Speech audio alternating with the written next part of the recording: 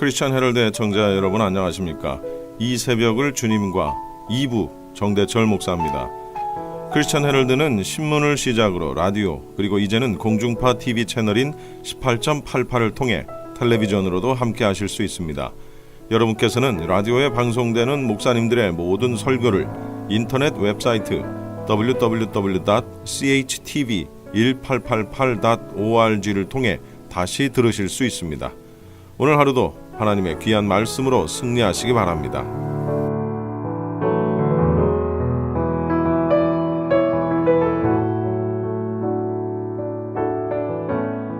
이 시간에는 먼저 주예수 사랑교회 김준식 목사님께서 짐승표 666과 베리칩과의 관계라는 제목의 설교 말씀 해주시겠습니다. 많은 사람들이 계시록 13장의 짐승표 666에 대한 관심이 많습니다. 그리고 베리칩이 짐승표다라고 주장하는 사람이 있고 아니다라고 주장하는 사람이 있으며, 베리칩은 짐승표가 아니므로 받아도 좋다라고 주장하는 사람도 있습니다. 어느 사람의 주장이 성경적인가 아닌가를 알기 위해서 성경이 무엇이라고 하는가를 면밀히 알아보기로 하겠습니다. 성경은 짐승표의 기능을 상세하게 말하고 있습니다. 그래서 먼저 성경이 인도하는 대로 짐승표의 기능을 살펴보기로 하겠습니다. 성경에서 보여주는 짐승표의 기능으로 접근해서 짐승표가 무엇이며 베리칩과 어떤 관계가 있는가를 알아보겠습니다. 첫째로 짐승표의 교관입니다. 짐승표의 목적에 대해서 말씀드리겠습니다. 계시록 13장 15절에 그가 군세를 받아 그 짐승의 우상에게 생기를 주어 그 짐승의 우상으로 말하게 하고 또 짐승의 우상에게 경배하지 아니한 자는 미치든지 다 죽이게 하더라 해서 짐승표의 목적은 적그리스도에게 경배하게 하는 것이 목적입니다. 짐승의 우상에게 경배하는 것이 곧 짐승, 즉 적그리스도에게 경배하는 것입니다. 반대로 짐승의 우상에게 경배하지 않는 자는 적그리스도를 반대하는 자로 간주됩니다. 그런데 15절에서 짐승의 우상에게 경배하지 아니하는 자들을 다 죽인다고 하는데, 사람들이 짐승의 우상에게 경배하는지 아니하는지를 어떻게 알 수 있느냐 하는 것입니다. 짐승의 우상에게 생기를 주었다는 것은 그 우상이 말도 하고 걸어 다닌다는 말입니다. 이 우상이 로봇일 수도 있고 짐승의 복제 인간일 수도 있습니다. 이 짐승의 우상은 적그리스도의 통치 수단인데, 이런 수많은 짐승 우상이 지나갈 때에 경배하지 않고 슬쩍 지나칠 수도 있습니다. 그런데 이런 사람들이 모두 체포되고 죽임을 당하게 된다는 것입니다. 그렇게 그 우상에게 경배하지 않은 자들을 가려낼 수 있었던 장치가 그 사람에게 주입된 짐승표가 전자신호를 줄 때에 우상이 스캐너가 되어 그 사람의 신분을 파악하게 될 뿐만 아니라 짐승표를 받지 않은 자도 가려낼 수 있습니다. 짐승표의 용도에 대해서 말씀드리겠습니다. 계시록 13장 17절에 누구든지 이 표를 가진 자 외에는 매매를 못하게 하니, 이 표는 곧 짐승의 이름이나 그 이름이 수라했는데, 이 짐승표가 후 3년 반 시기에 매매 수단으로 사용됩니다. 전자화폐 기능을 가진 것입니다. 이 짐승표를 받지 아니하면 사고 팔 수가 없습니다.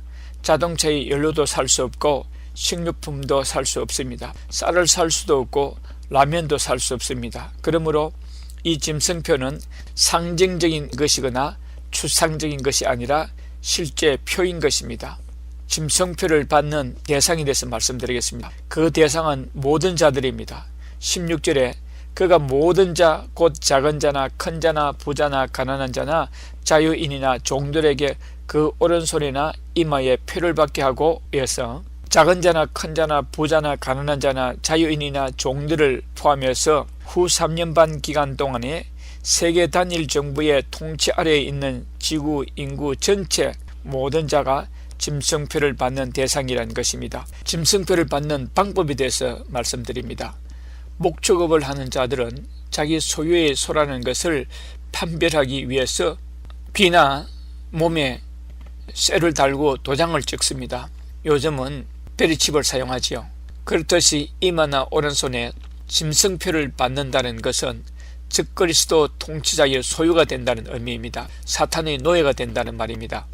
출애굽기 21장 2절에서 6절 말씀에 평생 동안 종이 된 자들에게 귀에 구멍을 뚫는다 했습니다. 내가 히브리 종을 사면 그는 6세 동안 섬길 것이요 7째 해에는 몸값을 물지 않고 나가 자유인이 될 것이며 만일 그가 단신으로 왔으면 단신으로 나갈 것이요 장가 들었으면 그의 아내도 그와 함께 나가려니와 만일 상전이 그에게 아내를 주어 그의 아내가 아들이나 딸을 낳았으면 그의 아내와 그의 자식들은 상전에게 속할 것이요 그는 단신으로 나갈 것이로되 만일 종이 분명히 말하기를 내가 상전과 내 처자를 사랑하니 나가서 자유인이 되지 않겠노라 하면 상전이 그를 데리고 재판장에게로 갈 것이요 또 그를 문이나 문술주 앞으로 데리고 가서 그것에다가 송곳으로 그의 귀를 뚫을 것이라 그는 종신토록 그 상전을 섬길 것이라 했습니다. 둘째로 짐승표가 되기 위한 조건입니다. 짐승표는 모든 자가 받아야 합니다. 16절에 그가 모든 자 곧 작은 자나 큰 자나 부자나 가난한 자나 자유인이나 종들에게 그 오른손이나 이마에 표를 받게 하고 했는데 전 세계 모든 지구인들에게 이 짐승표를 받게 할 것입니다. 짐승표를 받도록 전 세계적인 캠페인을 벌릴 것입니다. 또 짐승표는 몸 안에 받아야 합니다. 16절에 그가 모든 자 곧 작은 자나 큰 자나 부자나 가난한 자나 자유인이나 종들에게 그 오른손이나 이마에 표를 받게 하고 했습니다. 현재 매매 수단으로 사용되는 것들이 모두 몸밖의 것들입니다. 현금, 수표, 크레딧 카드, 데비트 카드, 스마트폰 결제 등 모두가 몸밖에 있습니다. 그런데 이런 것들은 분실할 수가 있습니다. 도둑맞을 수도 있습니다. 그리고 몸밖에 있는 것들은 스마트폰 같은 경우는 소지자의 위치를 추적할 수 있습니다. 그러나 스마트폰을 가지고 있지 않으면 추적을 할 수 없습니다. 그런데 짐승표는 오른손이나 이마에 박는 것입니다. 언제든지 추적할 수 있습니다. 내 위치가 언제나 추적 가능하고 내가 감시당할 수 있습니다. 또 짐승표는 매매 수단이어야 합니다. 누구든지 이 표를 가진 자 외에는 매매를 못하게 하니 이 표는 곧 짐승의 이름이나 그 이름의 수라해서 매매의 수단입니다. 현재 스마트폰이 매매의 수단입니다. 그러나 내 몸속에 있는 것은 아닙니다. 앞으로 나올 짐승표는 몸 안에 있어서 오른손이나 이마에 있어 스캔을 하면 결제가 됩니다. 세 번째로 짐승표 전개 과정에 대해서 말씀드리겠습니다. 짐승표 전개 과정을 세 시기로 나눌 수 있는데 적그리스도가 등장되기 전과 적그리스도가 등장한 때와 적그리스도의 등장 후로 나눌 수 있습니다. 먼저 적그리스도가 등장하기 전은 환란전 기간으로서 짐승표를 받도록 홍보하는 기간입니다. 짐승표를 받으면 얼마나 편리한가를 홍보합니다. 현재 우리가 살고 있는 바로 이때입니다. 어떤 침에 걸린 노인이 길거리를 방황하고 있는데 칩을 받은 사람이라면 쉽게 그 신분을 파악하게 되어 집으로 안전하게 보내줄 수 있습니다. 또 어린 아이를 납치했지만 그 아이 속에 내장된 칩에 의해 그 아이가 위치한 곳을 쉽게 파악하게 됩니다. 길거리에 쓰러져 정신을 잃어버린 사람 속에 내장된 칩에서 그 사람의 질병 정보를 쉽게 파악해서 응급조치를 취하게 된다는 이야기를 들었을 것입니다. 이 칩은 21세기 최대 문명기기 중에 최고라고 자랑합니다. 이 칩을 몸에 넣으면 얼마나 편리한가를 여러 과정을 통해서 세계적으로 홍보하고 선전하고 광고하는 것입니다. 두 번째로 7년 환란이 전 3년 반이 시작되면서 적그리스도가 등장하게 되면 짐승표에 대한 반강제적으로 받게 합니다. 짐승표를 받지 않으면 벌금을 내게 합니다. 현재 오바마 건강보험에 가입하지 않으면 벌금을 내게 합니다. 이상하지 않습니까? 건강보험에 가입하고 안 하고는 내 마음인데 건강보험에 가입하지 않는다고 엄청난 벌금을 때리고 있습니다. 또 건강보험에 가입하면 할수록 국가가 재정적으로 어려움을 갖게 되는데도 불구하고 왜 사람들을 짐승 떼 몰듯이 몰아넣고 있습니까? 그렇듯이 앞으로 적그리스도가 등장해서 짐승표를 받지 않으면 벌금을 물립니다. 아니, 짐승표가 편리를 위해서 받는 것이라면 내가 편리하지 않아도 좋으니 안 받겠다고 하는데 왜 벌금을 물립니까? 짐승표를 받고 안 받고는 내 자유인데 왜 짐승표 받지 않는다고 벌금을 물립니까? 그리고 벌금뿐만 아니라 구조적으로 짐승표를 받지 않으면 살아갈 수 없도록 만드는 것입니다. 사회적으로 짐승표가 없으면 살아갈 수 없게 만듭니다. 짐승표가 없으면 매매를 할 수 없게 됩니다. 그때는 지폐가 완전히 없어지고 크레딧 카드나 스마트폰 결제나 수표 같은 것이 일제히 사라집니다. 오직 이마와 오른손에 받은 표에 의해서만 매매가 가능하게 됩니다. 세 번째로, 후 3년 반에 들어와서는 적그리스도가 세운 세계 단일 국가를 완전히 소나기에 넣고 온 세계를 완전히 통치하게 되는 기간입니다. 그때에 적그리스도는 효율적인 통치 수단으로 모든 지구인들을 감시 통제하기 위해서 짐승표를 받게 해야 할 절대적인 필요를 갖게 됩니다. 그래서 후 3년 반에 들어와서는 짐승표를 받지 않으면 강제적입니다. 죽입니다. 계시록 13장 15절이 바로 그때임을 보여줍니다. 그가 권세를 받아 그 짐승의 우상에게 생기를 주어 그 짐승의 우상으로 말하게 하고 또 짐승의 우상에게 경배하지 아니하는 자는 미치든지 다 죽이게 하더라 했습니다. 반강제 기간 때는 표를 받겠다고 하면 짐승이나 짐승의 우상에게 경배하느냐 아니냐에 관계없이 그냥 표를 받게 했습니다. 물론 표를 받게 하는 것이 우상에게 경배하게 하기 위한 목적이긴 하지만 말입니다. 그러나 일단 짐승표를 받게 되면 짐승에게 경배하지 않을 수 없게 됩니다. 그래서 모든 사람들을 짐승표를 받도록 몰아붙입니다. 그러나 강제기간에 들어와서 표를 받겠다고 하면 짐승에게 경배하게 합니다. 경배하면 살고 경배하지 않으면 그냥 죽여버립니다. 짐승에게 경배한다는 것은 짐승의 노예가 되었다는 의미입니다. 온 세계 인민을 적그리스도의 노예로 만드는 것입니다. 넷째로, 짐승표를 받지 않아야 할 성경 구절을 고찰하겠습니다. 짐승과 그의 우상에게 경배하고 이마와 손에 표를 받으면 불과 유황으로 고난을 받을 것이라 했습니다. 계시록 14장 9절에서 11절 말씀에 보면 또 다른 천사 곧 셋째가 그 뒤를 따라 큰 음성으로 이르되 만일 누구든지 짐승과 그의 우상에게 경배하고 이마에나 손에 표를 받으면 그도 하나님의 진노의 포도주를 마시리니 그 진노의 잔에 섞인 것이 없이 부은 포도주라. 거룩한 천사들 앞과 어린 양 앞에서 불과 유황으로 고난을 받으리니 그 고난의 연기가 세세토록 올라가리로다. 짐승과 그의 우상에게 경배하고 그의 이름표를 받는 자는 누구든지 밤낮 쉼을 얻지 못하리라 하더라 했습니다. 짐승표를 받지 않아야 합니다. 표를 받는 순간 구원을 잃게 됩니다. 한 번 받은 그 구원도 표를 받는 순간 잃게 됩니다. 짐승표를 받느냐 안 받느냐 문제는 예수님을 믿는 자들에게만 해당됩니다.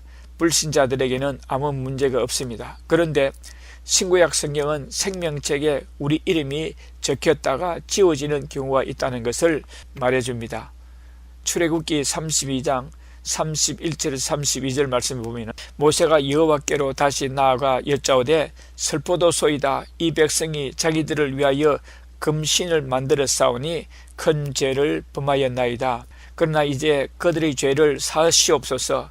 그렇지 아니하시오면 원하건대 주께서 기록하신 책에서 내 이름을 지워버려 주옵소서 해서 모세가 하나님께 이스라엘을 위하여 중보기도하기를 자기 이름을 생명책에서 지워버리더라도 이스라엘의 죄를 사하여달라고 기도합니다. 또 시편 69편 28절에 그들을 생명책에서 지우사 의인들과 함께 기록되지 말게 하소서 했습니다.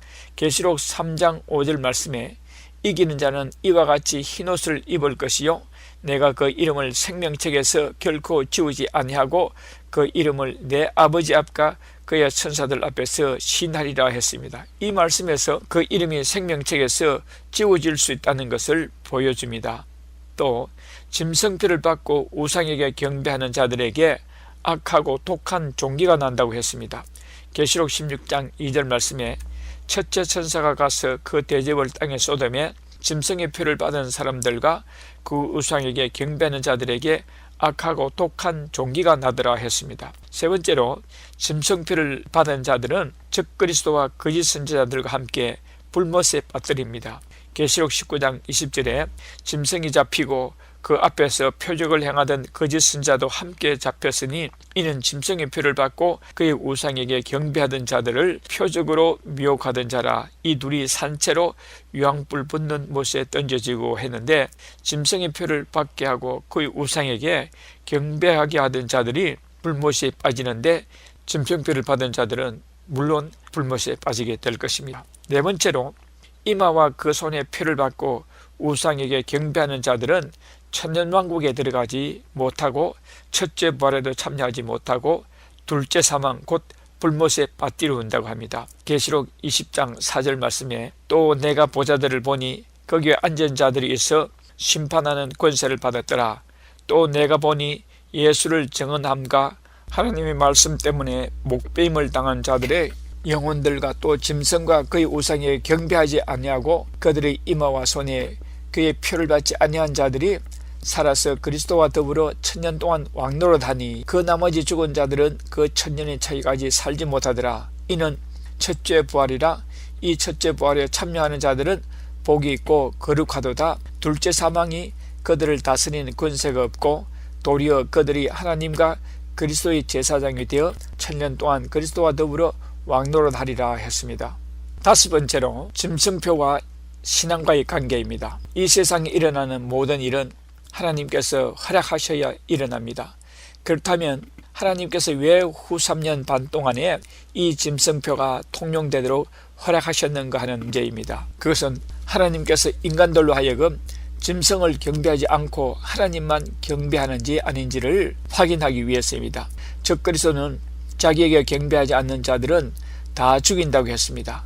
죽지 않기 위해서 죽음을 두려워해서 짐승표를 받게 될 것입니다. 또 물질로 사는지 믿음으로 사는지 확인하기 위해서입니다. 끝까지 짐승표를 받지 않으면 믿음으로 산 자입니다. 짐승표를 받지 않으면 매매를 할 수 없게 되고 매매를 할 수 없으면 굶어 죽게 되므로 결국 죽지 않기 위해서 짐승표를 받지 않을래야 않을 수 없는 것입니다. 세상이 평안할 때는 물질로 사는지 믿음으로 사는지 분별이 잘 안 됩니다. 짐승표가 나타나면 믿음으로 산다고 하던 자들이 물질로 사는 자들로 바뀔 수도 있습니다. 그러나 하나님 말씀에 순종하기 위해서 죽기까지 짐승표를 받지 않은 자는 믿음으로 산 자요, 짐승표를 받은 자들은 물질로 살았음이 판별되는 것입니다. 또한 말씀대로 사는지 아닌지 여부를 확인하기 위해서입니다. 성도가 말씀대로 사는지 아닌지, 하나님을 믿어 계명들을 지키고 사는지 아닌지, 성도들인지 아닌지를 판가름하기 위해서 하나님께서 짐승표를 허락하신 것입니다. 이 짐승표가 신앙을 가르는 기준입니다. 네 번째로 재림하시는 주님의 신부인지 아닌지를 확인하기 위해서입니다.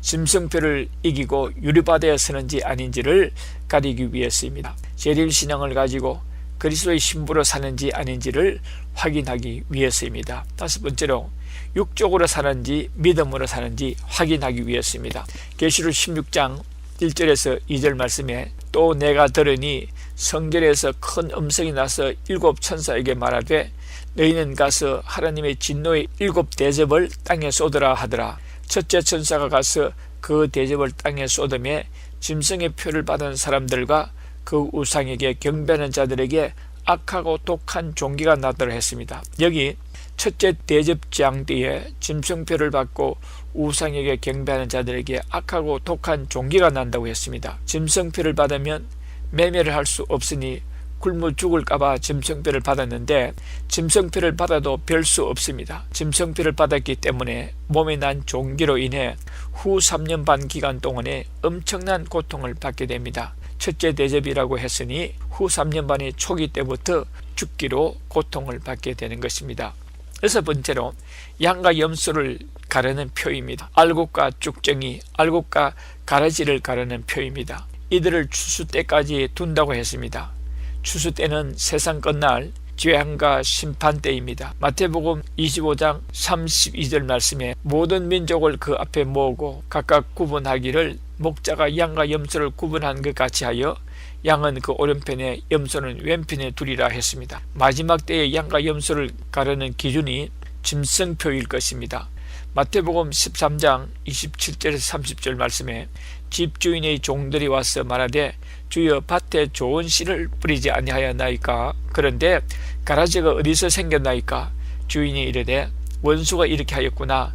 종들이 말하되 그러면 우리가 가서 이것을 뽑기를 원하시나이까? 주인이 이르되 가만두라. 가라지를 뽑다가 곡식까지 뽑을까 염려하느라 둘 다 추수 때까지 함께 자라게 두라. 추수 때에 내가 추수꾼들에게 말하기를 가라지는 먼저 거두어 불사르게 단으로 묶고 곡식은 모아 내 곡간에 넣으라 하리라 했습니다. 여섯 번째로 짐승표와 베레칩과의 관계에 대해서 말씀드리겠습니다. 지금까지 짐승표가 말세를 살아갈 사람들에게 얼마나 중요한 것이를 깨달았습니다. 그러므로 한편 짐승표를 받지 않아야 할 참 성도라면 요한계시록을 아는 지식이 얼마나 중요한가를 깨닫게 될 것입니다. 요한계시록은 말세지 말의 성도들에게는 절대로 필요한 책입니다. 이 책을 반드시 읽어야 하고 연구해야 하고 배우고 가르쳐야 합니다. 계시록을 알아야 환난 때에 최후의 이기는 자가 됩니다. 베레칩이 계시록 13장의 짐승표냐 아니냐 하는 시비가인데 현재까지는 베레칩이 짐승표가 아닙니다. 왜냐하면 짐승표는 7년 환란 기간에 실시되기 때문이다. 지금은 환란 기간이 아니기 때문입니다. 그리고 짐승표에는 매매 기능이 있습니다. 베리칩은 현재는 매매 수단이 아닙니다. 그러나 베리칩에는 그런 매매 기능을 가지고 있습니다. 언제든지 때가 되면 매매의 수단으로 사용될 수 있습니다. 그리고 베리칩이 전 세계적으로 실시되고 있지도 않을 뿐만 아니라 반강제적이지도 않습니다. 베레칩 안 받는다고 죽이지도 않습니다. 이와 같은 이유로 현재에는 베레칩이 짐승표가 아닌 것이 분명합니다. 그래서 베레칩이 짐승표다라고 주장하는 것은 현재로서는 틀렸습니다. 그렇다고 베레칩을 받아도 괜찮다고 주장하는 것은 더 틀렸습니다. 이 주장은 너무나 무모하고 위험한 것입니다. 이유는 계시록 13장에서 보여주는 짐승표의 기능이 이 베레칩이 다 가지고 있기 때문입니다. 때가 되지 않아 그 기능들이 사용되지 않고 있을 뿐입니다. 언제든지 베레칩이 짐승표로 사용될 수 있기 때문입니다. 그리고 우리가 명심해야 할 것은 베레칩까지 과학이 발전되어 왔다는 사실입니다. 우리가 알다시피 처음에는 바코드로 시작되었는데 이제 베레칩까지 이르는 것입니다.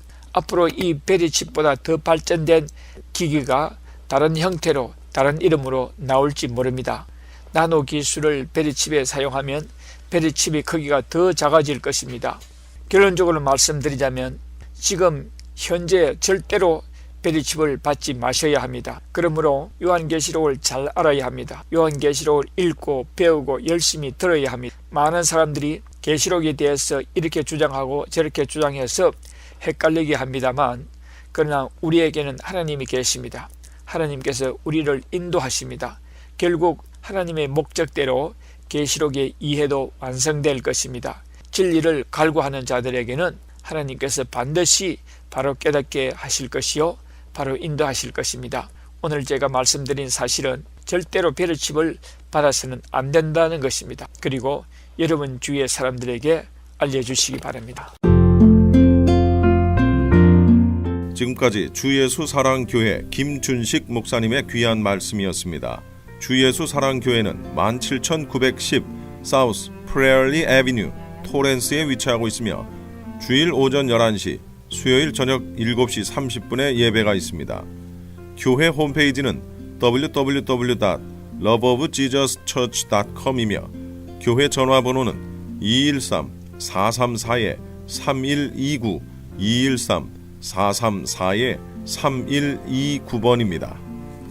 김준식 목사님께서는 21세기의 세계 동향을 계시록의 시각으로 해석하는 요한계시록의 증언이라는 제목의 책을 2권을 펴내셨습니다. 목사님의 책은 일반 서점이 아닌 목사님께 직접 연락하셔서 받으실 수 있습니다. 또한 이 시간 목사님의 설교를 CD로 받기 원하시는 분들도 함께 연락을 하시기 바랍니다. 이어서 복음장로교회 김상덕 목사님께서 창세기 6장 8절로 11절까지를 본문으로 나에게 나타나시는 성령님의 은혜라는 제목의 설교 말씀해 주시겠습니다. 함께 하시는 성령님의 도우심으로 사는 것이 하나님의 자녀들의 삶입니다. 그럼 나에게 성령님이 같이 계실까라고 하는 질문에 대한 확실한 대답은, 나에게도 성령님이 계실까? 거기에 대한 대답은 이 땅 위에 오셨던 예수님이 하나님이라고 믿어지는가? 그분이 십자가의 죽으심의 사건을 통해서 내 죄가 사함 받는다 라고 믿어지는가? 그분이 지금 또 말씀대로 살아 계시는 분으로 믿는가? 이렇게 예수님, 이 땅 위에 오신 예수님이 믿어지는 사람은 성령님이 같이 계시는 사람입니다. 그것이 증거입니다. 그분이 하나님이라고, 예수님이 하나님이라고 믿어지는 사람. 이론이 아니라 하나님 믿어지는 거예요. 예수님이 하나님이시다는 거예요.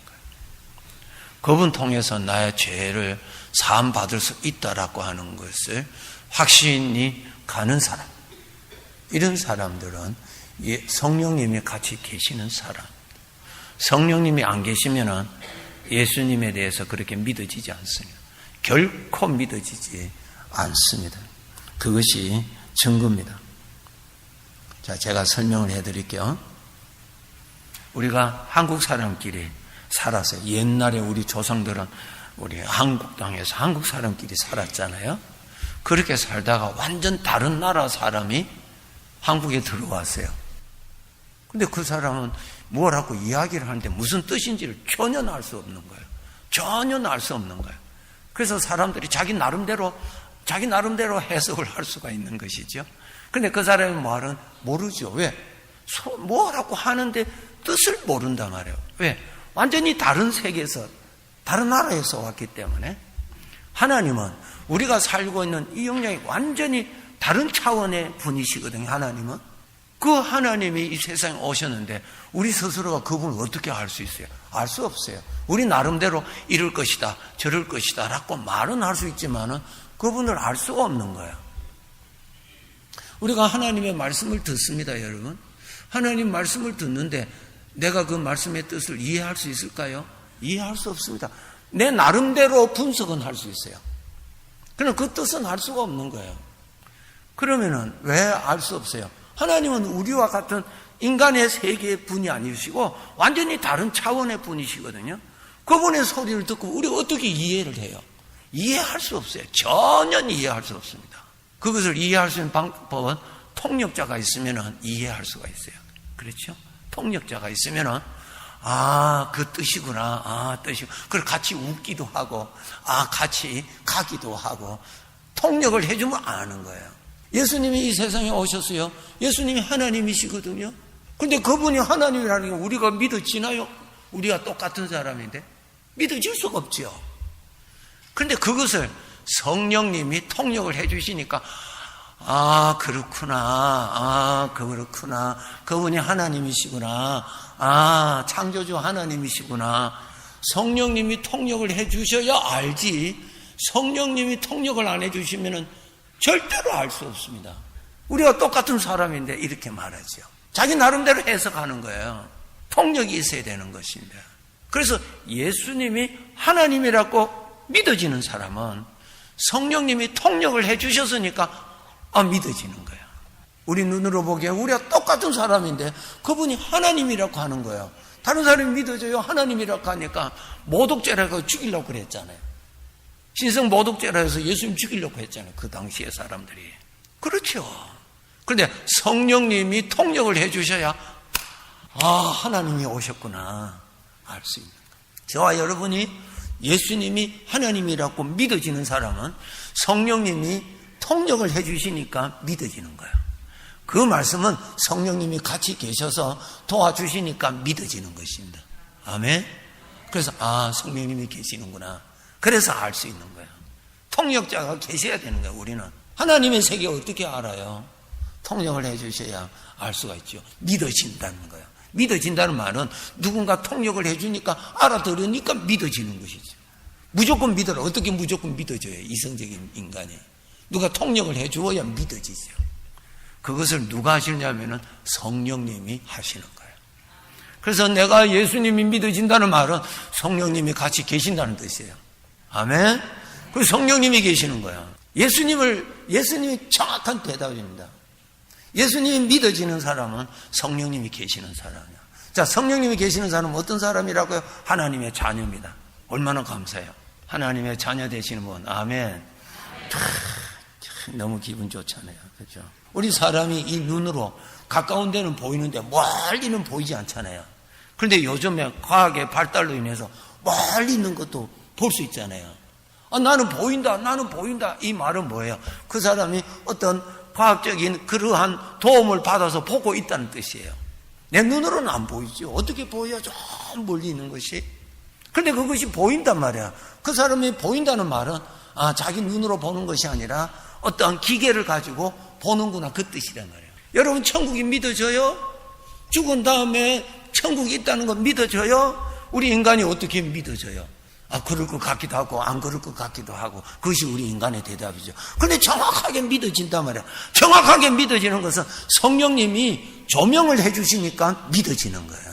그래서 이러한 영의 세계가 믿어지는 사람은 성령님이 같이 계시는 증거입니다. 네, 성령님이 계시는 사람은 하나님의 자녀라고 하는 증거라, 그 말씀. 성령님이 항상 계신다 이 말이에요. 자, 성령님이 제가 성경 구절을 통해서 설명을 해드릴 테니까 잘 들어보세요. 영의 세계가 있고 물질의 세계가 있잖아요. 그죠? 내 영혼이 있다는 말은 영의 세계가 있다는 말이고, 몸은 물질이 아니에요. 물질이든 물질 세계가 있잖아요. 물질 세계에 빛이 있으니까 꽃이 보이고 사물이 다 보이잖아요. 빛이 없으면 하나도 안 보여요. 캄캄해요. 맞죠? 네. 그런데 여기에는 꽃이 보이는데 저쪽에는 보이지 않아요. 그럼 그쪽에 빛이 조명을 안 해주니까, 비춰주지 않으니까 내가 못 보니까 없다고 말할 수 있고 모르겠다고 말할 수 있는 거예요. 그런데 빛을 거기에 조명을 해주면 멀리서도 저게 산이 있구나, 저게 사람이 오고 있구나 알 수 있단 말이에요. 그것이 뭔가 빛이 있어줘야 알 수 있다는 거예요. 이 물질 세계. 영의 세계도 똑같습니다. 영의 세계도 영의 빛이 있어야 영의 세계가 보여요. 영의 세계도 빛이 있어요. 빛이 있어야 되는 거야. 빛이 없으면 아무것도 안 보이는 거야. 아무것도 보이지를 않습니다. 이제 우리가 성령님이 같이 계시잖아요. 성령님이 같이 계시는데 성령님이 항상 계시는 거예요. 항상 계시는가? 그 증거를 제가 설명해 드릴게요. 예수님이 어제도 믿어지고 오늘도 믿어지세요? 믿어지죠? 믿어진다는 말은 성령님의 조명이 항상 있으니까 믿어지는 거예요. 빛이 항상 있으니까 이 아름다운 꽃이 보이는 거예요. 그런데 빛이 오늘 탁 닫아버리면 꽃이 안 보입니다. 꽃이 보인다는 말은 빛의 도움을 내가 받고 있다라는 뜻입니다. 예수님이 믿어진다는 말은 성령님의 조명, 빛으로 영적인 빛이 조명을 해주니까 예수님이 믿어지는 거예요. 어릴 때부터 신앙생활 하신 분 우리 대부분 그렇게 하셨죠? 그때도 믿어지고 지금도 믿어지죠. 왜 믿어지는 줄 아세요? 지식이 아니에요. 믿음은 지식이 아니에요. 영적인 실제거든요. 예수님이 믿어진다는 말은 누군가 예수님의 영의 세계에 빛을 계속 비춰주는 누가 수고를 해주니까 내가 믿어지는 거예요. 그건 누가 계속 조명을 해주셨어요? 성령님이 계속 비춰주시니까 계속 예수님이 믿어지는 거예요. 그 예수님이 계속 믿어지신 분은 성령님의 도우심으로 여러분이 살고 있는 거예요. 감사하지요? 모든 세계는 빛이 있어야 보여요. 세상 사람들은 예수님이 계시오 하면은 우리는 정확한 대답이죠. 주님이 나와 함께 계시지 믿어지잖아요. 왜 믿어지는 줄 아세요? 성령으로 영적인 빛을 비춰주시니까 보여지는 거예요. 그런데 그 빛이 비춰주지 않으면 안 보여요. 그래서 세상 사람들은 없다고 그렇게 말하는 거예요. 없다고 말을 하는 거예요. 빛이 없으니까 안 보이는 거예요. 빛이 없으니까 자기 영혼도 모르는 거예요. 빛이 없으니까 죽은 다음에 영혼도 보이지 않아요. 왜? 빛이 없으니까. 얼마나 불쌍해요. 그런데 우리는 영의 세계를 비춰주는 빛이 있으니까 저 천국도 보이는 거야. 그 말이 천국도 믿어진다는 말이에요. 주님이 나와 함께 계시는 것이 믿어진다는 말이 뭐예요? 빛이 조명을 시켜주시니까 주님이 같이 계시는 것이 내가 알아지는 거야. 그것을 믿음이라고 말을 하는 것이죠. 그래서 우리가 매일 살아갈 때 성령님이 늘 도와주시는 것을 깨닫고 감사합니다. 감사합니다. 그것 있으셔야 됩니다. 요한복음 21장 6절 7절에 보시면은 이런 내용이 있습니다. 예수님의 제자들이 갈릴리 바다에 가서 밤새도록 고기를 잡느라고 수고를 했는데 그날 밤에 고기를 전혀 못 잡았어요. 이 이른 새벽에 예수님께서 갈릴리 바닷가에 서셔서 제자들을 향하여 물으십니다. 고기 많이 잡았느냐? 그랬어요. 아니, 전혀 잡지 못했습니다. 그 배 오른편에 그물을 던져봐라 그랬어요. 그물을 던졌어요. 그냥 고기가 엄청나게 잡혔어요. 그때에 예수님의 제자 요한이가 예수님이시다 딱 아는데, 저게 희미하게 아직 새벽이니까 정확하게는 안 보이잖아요. 근데 요한이가 딱 알고 예수님이다 딱 가르치는 거예요. 그 소리를 딱 듣고 베드로가 예수님이라는 소리를 듣고 너무너무 그냥 감격이 돼서 옷을 얼른 주워 입고 그냥 예수님께로 막 나가죠. 그런 것이 기록되어 있어요. 우리 성도들요, 매일매일 사실 때 주님이 느껴지실 때마다 주님이시구나 하셔야 돼요. 평생 성령님이 같이 계셨거든요. 문제는 뭐냐? 주님이시다. 그걸 알아야 돼. 지식이 아니에요. 성령님 뭐라 하셨어요? 내가 항상 너희와 함께 있으리라 말씀하셨잖아요. 그분이신 것을 느끼셔야죠. 감동하셔야죠. 요한계시록 3장 20절에 뭐라고 말씀하셨어요? 예수님께서 내가 문 밖에서 문을 두드리노니 그랬어요. 문소리를 딱 듣고 주님이시다 딱 알아야 돼요. 딱 하고 문 열고 환영을 해야 된단 말이야. 근데 문소리도 듣지도 못하고 나는 고독해, 주님도 없고 나 혼자만 있어, 이거는 너무 어린 아이지요. 그죠? 성경에 보면은 성령이 항상 계신다고 그랬는데 좋을 때나 슬플 때나 늘 계시거든요. 우리가 중요한 건 주님이시다. 슬플 때라도 주님 딱 스치는 영감이 있습니다. 영적인 느낌은 어디서 느껴요? 마음에서 느낍니다. 마음은 영의 기능입니다. 마음은 물질의 것이 아닙니다. 손은 물질을 느끼는 거죠. 그죠? 마음은 영의 것을 느끼는 기능입니다. 그 마음에서 딱 스치는 거, 주님이시다. 주님이 이렇게 도와주시네. 주님 감사합니다. 딱 하셔야 돼요. 여러분 지식적으로 신앙생활 하는 거 아니에요. 그분이 영으로 같이 계십니다. 그분이 계셔요. 그분이 딱 알고 주님이시구나. 주님이시구나. 자, 이제 우리에게 가장 소중한 것이 뭐예요? 나와 함께 계시는 주님이 가장 소중하죠. 하나님이 가장 소중하잖아요. 그분의 은혜로 매일매일 사니까. 그렇죠? 자, 성경 한번 같이 찾아봅시다. 창세기 5장 21절에서 24절입니다. 한번 찾아보세요. 우리 이거 훈련하셔야 됩니다. 주님이 항상 내 곁에서 도와주시는데 그거를 알 때마다 감격스럽고 고맙고 감사하고 그 사랑을 받을 줄 알고 그렇게 살아야 됩니다. 자, 창세기 5장 21절에서 24절 읽겠습니다. 에녹은 65세에 무드셀라를 낳고 무드셀라를 낳은 후 300년을 하나님과 동행하며 자녀들을 낳았으며 그는 365세를 살았더라. 에녹이 하나님과 동행하더니 하나님이 그를 데려가심으로 세상에 있지 아니하였더라. 여기에 에녹이라고 하는 성도에 대한 기록입니다. 근데 22절에 보니까 하나님과 동행하였다 그랬어요. 하나님과 동행하였다는 말은 뭐예요? 하나님이 같이 계셨다는 거예요. 그런데 에녹이 하나님과 동행했다는 말은 에녹이 하나님이 계시다는 것을 알았다는 뜻이에요. 그죠? 에녹이 하나님과 동행했다는 말은 에녹이 하나님이 같이 계시는 것을 알았다는 거예요. 알았다는 거예요. 우리가 신앙생활 할 때 주님이 알아야 되는 거예요. 주님이시다. 주님이 이렇게 늘 계시는구나. 이 눈은 사물을 볼 수 있는 눈이에요. 생각은 영의 세계를 볼 수 있는 눈이에요. 생각으로 주님이시구나. 에녹은 하나님과 동행했다. 그 말씀은 무슨 뜻이에요? 하나님이 같이 계시다는 것을 에녹이 알았다는 거예요. 알았다. 처음부터는 몰랐어요. 그 다음에 알았어요. 여기 읽어보니까 무드셀을 낳은 이후부터 하나님과 동행했다. 하나님 같이 계신 것을 안 거야. 아, 성령님이 나와 함께 계시는구나. 조금 전에 말씀드렸어요. 주님이 나와 함께 계시는 것이 믿어지는 것은 성령님이 조명을 해 주시니까 믿어지는 거예요. 제가 이 단어를 계속 반복할 겁니다. 정말 아셔야 됩니다. 빛이 없으면 아무것도 보이지 않습니다. 우리는 물질의 세계, 영의 세계에 빛이 있습니다. 영의 세계도 빛이 있어요. 영의 세계 빛은 누구십니까? 하나님이 빛이라 그러셨잖아요. 하나님이 빛과 같은 분이라 안 했어요. 하나님이 빛이라 그랬어요. 영의 세계도 빛이 있어요. 빛이. 지옥이 얼마나 무서운 줄 아세요? 지옥에는 빛이 없습니다. 얼마나 두려워요. 정말 두렵습니다. 유다서에 뭐라고 기록되어 있는 줄 아세요? 암흑이라 그랬어요. 아주 무섭습니다. 우리 빛이 있긴 빛이.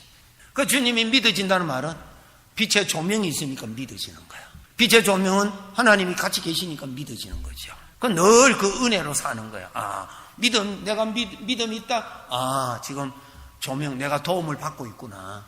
주님의 도움을 받으니까 믿어지는구나. 아, 천국이 있다는 나는 믿어져. 거기서, 아, 성령님의 조명의 도움을 받으니까 내가 믿어지는. 그러니까 내가 지금 또 천국이 믿어진다는 말은 도움을 받고 있으니까 믿어지는 거예요. 통역을 해주니까 깨달아지듯이. 누군가 도와주어야 영의 세계가 믿어지는 거예요. 도움 없이는 절대로 영의 세계는 우린 스스로 알 수 없습니다. 물질의 세계는 알 수 있는 가능성은 있어요. 그렇죠? 그런데 영의 세계는 도움이 없어는 전혀 알 수 없습니다. 천국이 믿어져요? 믿어지죠. 왜 믿어지는 줄 아세요? 도움 받으니까 믿어지는 거예요. 지금 또 도움 받고 있으니까 믿어지는 거야. 어제 제3국의 사람, 다른 언어의 사람하고 이야기할 때 그 사람의 뜻을 잘 알아들었어요. 왜 알아들어요? 통역자가 수고를 해줬으니 알아들었어요. 오늘 그 사람 만났어요. 그 사람 만나서 그분이 뭐라고 이야기하는데 전혀 알 수가 없어요. 왜? 통역자가 없어서 몰라요. 어제도 알아주고 오늘도 알아주고, 어제도 예수님 믿어주고 오늘도 예수님 믿어주고, 어제도 하나님 말씀 들으면 은혜가 되고 오늘도 하나님 말씀 들으면 은혜가 된다는 말은 계속 그분이 도와주시니까 은혜가 되는 거예요. 성령님이 같이 계시다는 증거란 말이에요. 아멘. 영의 세계는 나의 인간 스스로는 알 수 없습니다. 어떻게 알아요? 다른 세계인데 도움자가 있어야 알지요. 말 한마디라도 통역을 해줘야 뜻을 알지요. 안 그래요? 영의 세계 이 눈으로 어떻게 알 수 있어요? 안 보이는데 누군가 도와주어야 된단 말이에요. 영의 것을 볼 수 있는 빛을 조명을 해주어야 영의 것이 보인다니까. 그래서 천국이 믿어져요? 믿어진단 말이야. 확실히 믿어지는 거야. 이해 아니에요. 논리 아니에요. 설명은 못해도 나는 확실히 믿어지는 거야. 왜 믿어진 줄 아세요? 영의 세계를 누군가 조명을 시켜주니까 보이니까 믿어지는 거예요. 믿으면 바라는 것도 실상이라 그랬어요. 지식이 아니에요. 보이니까 믿어지는 거야. 그러니까 우리는 항상 도움을 받고 있으니까 지금까지 믿음 생활하고 있습니다. 할렐루야. 얼마나 감사해요. 하나님의 도움 받고 살고 있는 거예요. 하나님 떠나면 순간에 캄캄해지는 거예요. 아무것도 안 믿어집니다. 그래서 하나님께서 약속하셨어요. 세상 떠날 때까지 나 절대로 너 떠나지 않는다 그랬어요. 떠나시면 우리 믿음 생활 못해요. 하나님 말씀 들어보세요. 깨달아지는지 안 깨달아져요. 나는 성경 많이 읽어서 설교 많이 들을 때 깨달아져. 천만의 말씀. 소리는 듣는데 뜻은 깨닫지 못합니다. 어제나 오늘이나 통역자가 통역해 주셔야 아멘, 아멘 안 되는 거예요. 여기에 해당되시는 분은 아멘, 성령님이 도와주셔서 그런 거예요. 얼마나 감사해요. 얼마나 감사해요. 그분의 도움으로 신앙생활하고 있다는 것에 감사합시다. 나 혼자 신앙생활하는 거 아니에요. 그분이 하나에서 10가지 도와주시니까 믿어지는 거예요. 참 감사하잖아요. 자, 창세기 6장 3절을 한번 찾아봅시다. 읽겠습니다. 여호와께서 이르시되 나의 영이 영원히 사람과 함께 하지 아니하리라. 예, 됐습니다. 하나님께서 말씀하십니다. 나의 영이, 하나님의 영, 성령이 사람과 함께 하지 아니하리라. 이 말씀 무슨 뜻인 줄 아세요? 하나님이 함께 하시지 아니하시면 무엇이 안 보인다고요? 무슨 세계? 영의 세계가 안 보입니다. 왜 안 보일까요? 하나님이 영의 세계 빛이니까. 찾아드릴게요. 하나님은 영의 세계 빛입니다. 요한일서 1장 5절에 있습니다. 지식이 필요 없어요. 같이 계시는 하나님을 얼마나 아느냐가 중요한 거예요. 자, 요한일서 1장 5절 우리 다 같이 읽겠습니다. 우리가 그에게서 듣고 너희에게 전하는 소식은 이것이니 곧 하나님은 빛이시라 됐습니다. 하나님은 빛이라. 하나님은 빛과 같은 분이 아니에요. 하나님은 빛이시라 그랬어요. 하나님 빛이에요. 천국 가면은 무슨 빛으로 사는 줄 아세요? 하나님 빛으로 삽니다. 천국 가면은. 자, 성경 구절 요한계시록 22장 5절입니다. 이거 우리가 깨달으셔야 돼요. 영의 빛은 하나님이 바로 영의 빛이십니다. 요한계시록 22장 5절. 지금 천국의 것을 지금 기록하신 겁니다. 이 구절은 다 같이 읽겠습니다. 다시 밤이 없겠고 등불과 햇빛이 쓸데없으니 이는 주 하나님이 그들에게 빛이죠. 예, 됐어요. 천국에는 등불도 필요 없고 이 자연의 빛, 저 태양은 자연의 빛이지 영의 빛이 아니에요. 영의 빛이 아니에요. 그 다 없는 거예요. 그럼 천국에는 무슨 빛? 하나님의 빛이란 말이에요. 하나님에게서 영의 빛이 나오는 거예요. 그 빛에서 우리가 사는 거예요.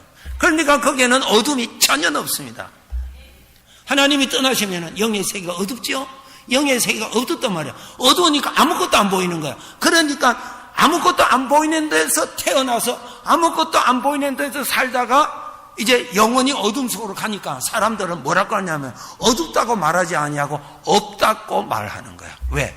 그 어둠 속에서 태어나고 어둠 속에서 살았기 때문에 자기가 어둠에 있는 걸 모르는 거예요. 왜? 빛을 본 적이 없으니까. 그렇죠? 그래서 이 세상 사람들은 하나님이 없다라고 말하는 거예요. 왜? 안 보이니까. 안 보이니까. 천국도 없고 지옥도 없고 없다는 거예요. 맞습니다. 저 사람들의 말에는. 왜? 영의 세계를 비춰주는 빛이 없기 때문에 그렇습니다. 그래서 창세기 6장 3절에 나의 신이 영원히 사람과 함께 있지 아니하리라. 그 뜻은 인간이 영의 세계의 어둠 속에 산단 말이에요. 이 어둠 속에서 예수님이 오신 것을 뭐라고 표현하셔? 참 빛이 오심에. 할렐루야. 참 빛이 오셨다. 요한복음 1장에 기록되어 있죠. 빛이 오심에 영의 세계가 보이더라 이 말이야. 이 영의 빛이 임한 사람에게 예수님이 하나님이라고 보여지고 천국이 보여지고 하나님의 심판이 있다는 것이 보여지고 지옥이 있는 것이 보여지는 거예요. 이해가 돼서가 아니요, 보여지는 거예요. 그것을 믿음이라 그렇게 표현하는 거예요. 창세기 6장 8절에 한번 보세요. 읽겠습니다. 그러나 노아는 여호와께 은혜를 입었더라. 이 말씀은 무슨 뜻인가 하면은 6장 3절의 말씀을 읽으시면 이해가 됩니다. 6장 3절에는 여호와께서 이르시되 나의 영이 영원히 사람과 함께 하지 아니라. 그 말은 뭡니까? 인간은 영의 세계의 어둠 속에서 사는 거예요. 그런데 어둠 속에 사는데 8절에 그러나 노아는 여호와께 은혜를 입었더라. 그 말은 노아에게 영의 빛이 비춰주셨다 그 말이에요. 아멘. 자기 자신을 볼 수 있었고 자기를 창조하신 이를 볼 수가 있었고 미래를 바라볼 수 있었고 영원을 바라볼 수 있었다. 노아는 은혜를 입었더라. 아멘. 그럼 노아같이 은혜 입은 자가 오늘날 있는데 저와 여러분이 그러나 우리는 여호와께로 은혜를 입었더라. 아멘. 그럼 우리 하나님께로 은혜를 입은 사람이라 말이야. 영의 빛이 임하셨으니까 보이는 거야. 분명히 사람이신데 예수님이 우리는 하나님이라 믿어지거든요. 왜 믿어져요? 영의 빛이 비춰주시니까 영의 것을 볼 수 있도록 비추음을 받았으니까 믿어지는 것이죠. 하나님이 천지를 창조하신 분으로 믿어지는 거예요. 왜? 영의 빛이 비춰주시니까 믿어지는 거야. 천국이 믿어지는 거야. 왜 믿어지는 거야? 남에게 설명은 못하더라도 믿어지는 거야. 왜? 영의 빛을 비춰주시니까 보이니까 믿어지는 거야. 자, 6장 13절 한번 보세요. 자, 읽겠습니다. 이것이 노아의 족본이라. 노아는 의인이요 당대의 완전한 자라. 그는 하나님과 동행하였어. 하나님과 동행하였다는 것이 뭐예요? 영의 빛의 도움 받고 계속 살았다는 거예요. 빛의 도움을 계속 받았으니까 하나님 계속 믿고 사는 거예요. 누구죠? 여기 지금 노아지요? 노아가 하나님과 동행하며 살았다. 뭐예요? 계속 도움을 받고 사는 거예요. 우리가 믿음 생활 계속 하고 있어요. 그 말은 계속 주님이 같이 계셔서 도와주시니까 지금 믿음 생활 하고 있다 그 말이에요. 그것을 우리는 알아야 돼요. 이 세상 사람들에게 당신에게 보배가 무엇입니까? 묻는다면 확실하게 내 곁에 계시는 주님이십니다. 나의 보배입니다. 네, 그분이 다 해주세요. 그분이 조명을 시켜주니까 믿어지는 거예요. 보이는 거예요. 아, 아름답다. 자, 13절 한번 보세요. 자, 13절 읽겠습니다. 하나님이 노아에게 이르시되, 예, 됐습니다. 하나님이 노아에게 이르시되, 하나님의 말씀이 들려. 하나님의 말씀이 들린단 말이에요. 하나님의 말씀을 들을 때 무슨 말씀인가 깨달아져요. 이 자체가 뭐예요? 성령님이 통역해 주시니까 알아지는 거예요. 할렐루야. 주님의 도와주시니까. 여러분 말씀을 지금 들으실 때 은혜가 되시고 깨달아 주시고, 아, 감사하구나. 그 내용이 깨달아지시는 분은 성령님이 도와주시니까, 통역해 주시니까 깨달아지는 거예요. 그렇게 수고하시는 성령님이 내 곁에 계시는 것에 감사합시다. 아멘. 아, 주여 감사합니다. 감사합니다. 수고 많습니다. 이렇게. 자, 영의 음성은 내 귀로 들려요? 아니요. 마음으로 들려요. 마음으로. 그죠? 마음은 영의 기능이거든요. 마음에 들린다. 마음이 깨달아지는 거예요. 물질의 세계는 귀로 들리죠. 그래서 하나님의 말씀을 들을 때 마음이 깨달아지는 거예요. 마음에 무언가 감사가 일어나요. 왜 감사가 일어나요? 왜 깨달아져요? 뜻을 내가 깨달아지니까. 어떻게 깨달아져요? 제3국의 내용인데 통역해 주니까 깨달아지는 거죠. 자, 누가복음 24장 45절 우리 읽겠습니다. 이에 그들의 마음을 열어 성경을 깨닫게. 여기에 나오잖아요. 그죠? 그들의 마음을 열어 성경을 깨닫게 하시고. 깨닫게 하신다는 말은 그 말씀을 듣고 이해가 되는 거예요. 그걸 누가 깨닫게 하시고, 누가? 성령님이. 성령님이 내 곁에 계셔서 그 수고를 해 주시는 것입니다. 하나 더 소개해 드릴게요. 사도행전 16장 14절. 자, 읽겠습니다. 두아디라 시에 있는 자색 옷감 장사로서 하나님을 섬기는 루디아라 하는 한 여자가 말을 듣고 있을 때 주께서 그 마음을 열어 바울의 말을 따르게 하신지라. 말씀을 듣고 있는데, 사도 바울이 말씀을 외치고 있는데 그 말씀이 마음이 열리고 깨달아지는 거예요. 누가? 통역자가 도와주시니까 깨달아지는 거예요. 아, 주님이시다. 거기에 거룩한 감격이 있어야 돼요. 깨달아서 감격이 되고, 주님이 내 곁에서 지금 수고하신다는 그 자체의 감격이 되셔야 돼요. 아멘. 딱 되면 주님이시다. 아, 주님이시다. 주님이시다. 주님이시다. 주님은 어제나 오늘이나 동일하신 분이십니다. 감사하죠? 감 잡았다 하시잖아요. 깨달아서도 좋지만은 주님이 내 곁에 계시는 것이 확인이 되니까 더 좋잖아요. 그죠? 주님이시다. 그 주님에 대한 사랑이, 경외심이 딱 생겨요. 그게 정석이에요, 정말. 시간이 돼서 하고요. 다음 주일 또 계속 하겠습니다. 계속 할 테니까 기도합시다.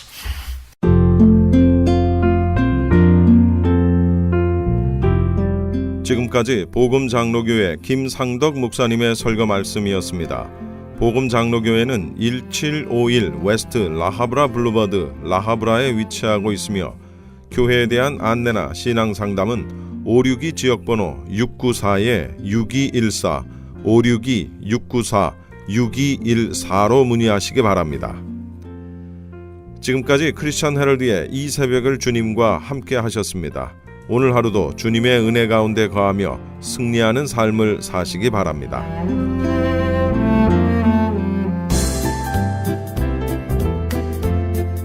건강 칼럼.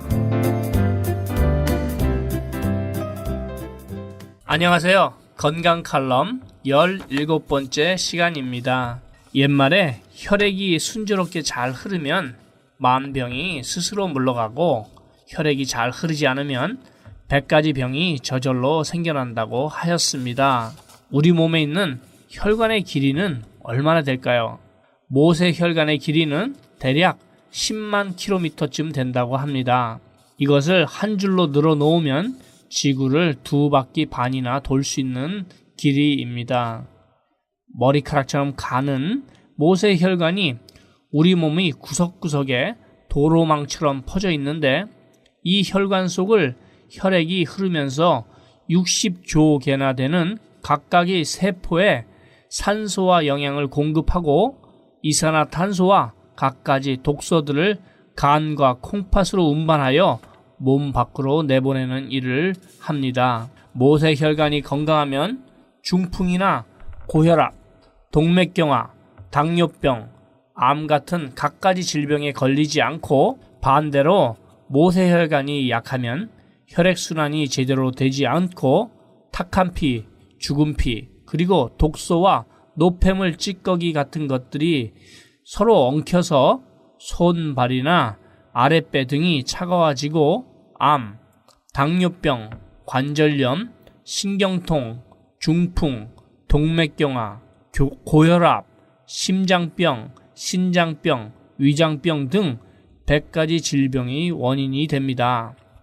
곧 모세혈관이 튼튼하고 혈액이 깨끗하면 온몸이 건강한 것이고, 모세혈관이 병들어 있으면 온몸이 병들어 있는 것과 같습니다. 고기나 우유, 달걀 같은 육식은 요산을 많이 만들어내어 모세혈관을 약하게 만들고, 술이나 담배, 병원에서 주는 항생제도 모세혈관을 나쁘게 합니다. 온몸의 세포에 영양을 공급하는 것만 중요한 것이 아니고, 우리 몸이 만들어내는 노폐물, 곧 쓰레기를 처리하는 것도 매우 중요합니다. 혈관 중에서 동맥은 대개 영양을 각 세포로 운반하는 일을 맡고, 정맥은 생기는 쓰레기들, 곧 이산화탄소나 요산 같은 것을 실어서 나르는 일을 하는데, 이 쓰레기 중의 일부는 간에서 걸러 재활용되고 나머지는 콩팥에서 걸러 몸 밖으로 내보내게 됩니다. 만약 이 운반 과정에서 탈이 생기면 몸 안에 갖가지 문제가 생기게 되는데, 이것을 의학적 용어로 정맥류라고 합니다. 혈액이 심장과 폐 사이를 돌아서 다시 심장으로 돌아오는 데는 6-7초가 걸리고, 심장을 통과하여 관상동맥을 거쳐서 심근에 혈액을 공급하는 데는 3-4초가 걸립니다. 뇌에 혈액이 공급되는 데는 8초 정도가 걸리고, 발가락까지 혈액이 공급되는 데는 18초 정도 걸립니다. 몸을 무리하시거나 날씨가 몹시 춥거나 흥분하거나 열이 나면 혈액이 빨리 흐를 수 없게 되고, 스트레스나 불안, 좌절 같은 심리적 요인도 혈액순환을 느리게 합니다. 이런 의학 상식과 병의 원인을 알고도 치유할 수 있는 방법이 막연하다면 이런 상식을 안다고 해도 무슨 소용이 있겠습니까? 그럼 여기서 어떻게 하면 아주 빠른 기간 동안에 만병의 원인인 혈액순환을 잘 되게 할 수 있는지 실제 사례들을 말씀드리겠습니다. 요나서에서 나오는 큰 물고기는 아마도 고래일 것 같기도 합니다. 고래도 새끼를 낳은 후에는 엄청난 양의 미역을 먹는데, 이 미역에는 요오드라는 물질이 들어있고, 그 물질은 피를 정화시켜주는 성분이 있습니다. 얼마 전에 신장투석을 2년 동안 일주일에 3번 하시던 분이 기적의 영양제 M3를 2달 복용하시고 더 이상 신장투석을 하지 않아도 된다는 병원의 진단이 나왔다고 말씀드렸습니다. 그와 같은 병을 가지신 분들과 혈액에 관련된 병이 있는 분들이 기적의 영양제 M3를 드시고 아주 큰 효과를 보셨습니다. 무슨 병에 걸렸든지 큰 효과를 주는 신비한 기적의 영양제 M3, 유태인 특수 영양제 M3, 정직한 마음으로 권해드립니다. 무료 건강 상담과 기적의 영양제 M3 구입에 관한 문의는 213-435-9600번, 213-435-9600입니다. 감사합니다.